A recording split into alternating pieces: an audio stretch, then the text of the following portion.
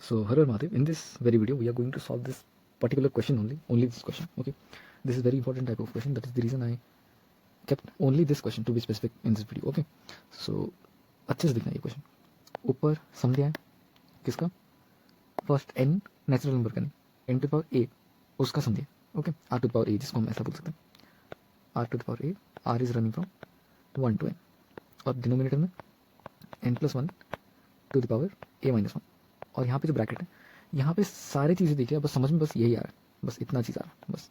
तो ठीक है, इसको पहले सॉल्व करने की कोशिश की तो कितना है, n² plus n²/2 n into n+1/2 जिसको मैंने थोड़ा स्प्लिट करके लिख दिया. आगे पता चलेगा क्यों इतना हमने लिख दिया. ओके, दैट्स क्लियर है ना.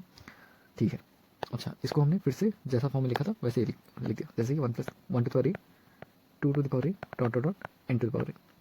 हमें पता है एक बहुत पॉपुलर रिजल्ट कि ऊपर अगर 1 to the power p plus 2 to the power p up to n to the power p लिखा हो और नीचे डिनोमिनेटर में p से एक टर्म ज़्यादा अगर लिखा हो उसका degree p+1, then limit n tends to infinity पर आंसर डायरेक्टली आ जाता है 1/p+1.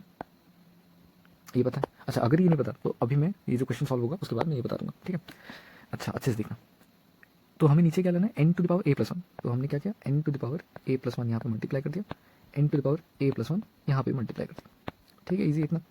अच्छा अब अच्छे से देखना तुम. अब हम क्या कर सकते हैं इस वाले के साथ, जस्ट सेकेंड, ये और ये इतना मिलके क्या हो जाता है 1/a+1. इसको हमने बाजू रखा. अब यहाँ से n कॉमन निकालो, कितना आता है n टू द पावर, ऊपर है n+1 और नीचे बन गया क्या, just second, n to the power a-1.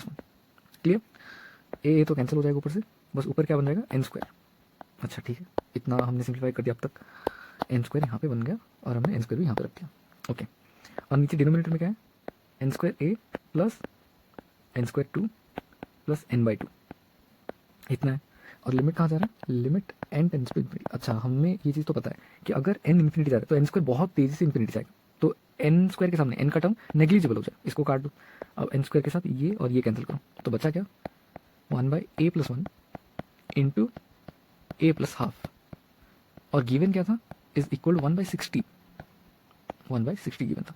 अब इस क्वाड्रेटिक को अगर तुम सॉल्व करते हो तो आंसर तुम्हारा 2 आ जाएगा, एक आ जाएगा 7 और एक या और बोला जाता है -17/2.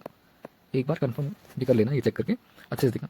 7+1 इंटू 7+½ कितना आ जाएगा, ये तो आ जाएगा 15.2, नहीं सॉरी 7.5, जस्ट 7.5 इंटू ये आ जाएगा 8 विच इज इक्वल टू 60. ठीक है, -17/2 यहाँ पे पुट करके देख सकते हो कितना आएगा, -17/2 प्लस 1 इंटू यहाँ पे कितना आ जाएगा, इस वाली जगह पे -8 आ जाएगा. ठीक है, और यहाँ पे -15/2 इंटू -8. अच्छा सेम ही चीज़ लिखिए, बस माइनस का ही फर्क है यहाँ पे. तो आ जाएगा इसका करेक्ट आंसर क्या, बी और डी आ जाएगा इसका करेक्ट आंसर. अच्छा यहाँ पे हमने जो ये फॉर्मूले कुछ लिखे ये कैसा है, एक बार अच्छे से हम लोग इसका डेरिवेशन देख लेते हैं. ठीक है, इजी बन जाएगा.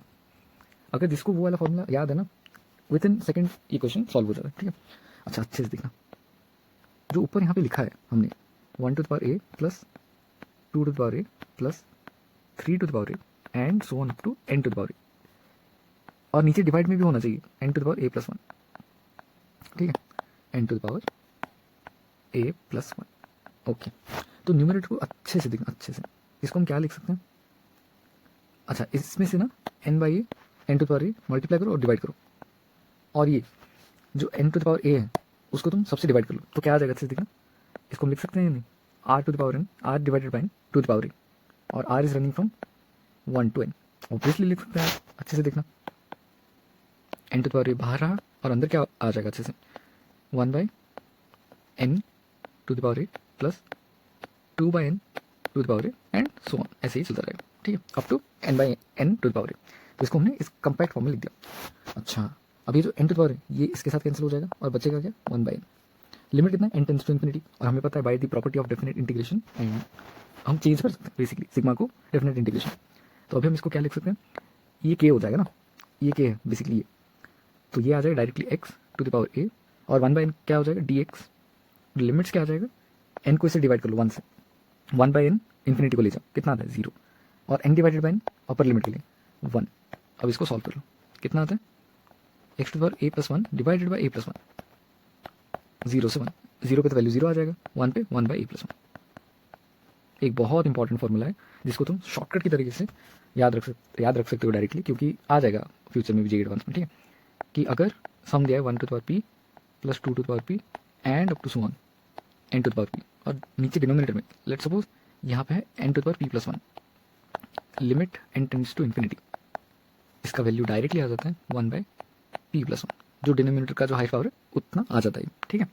अच्छा, अगर ये p प्लस वन ना हो के थोड़ा कम हुआ तो, अगर let's suppose p plus one थे, okay so what I was talking about is कि अगर इस टाइप का फॉर्म दिया है, ऊपर समेशन दिया है जिसका पावर p है और नीचे n का पावर p प्लस वन है, तभी ये इसका सॉल्यूशन आएगा। अगर if limit n tends to infinity 1 to the power p and so on up to n to the power p है और नीचे डिनोमिनेटर में let's suppose n to the power a है, देन